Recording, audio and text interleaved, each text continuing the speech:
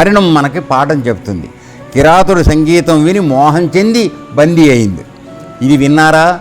హరిణ సుందరి గర్భం నుంచి జనించాడు ఋష్యశృంగుడు. ఆ ఋష్యశృంగుడు స్త్రీల ఆటలు విని చూచి ఆ స్త్రీలకు వశమైపోతాడు. వారి చేతిలో కీలుబొమ్మ అయిపోయాడు. గ్రామ్య గీతాలు శీలవంతుణ్ణి భ్రష్టుణ్ణి చేస్తాయి.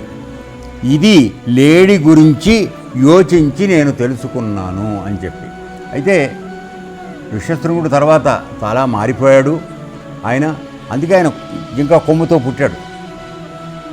సో ఆ లేడి కొమ్ముతో. సో ఆయన తర్వాత మహానుభావుడై యజ్ఞయాగాదులు నేర్చుకుని అత్యంత గొప్పవాడై రాములు వారి జననానికి కారణమైనటువంటి పుత్రకామేష్టి యాగాన్ని చేయడానికి ఆయన్ని ప్రత్యేకంగా పిలిపిస్తారు.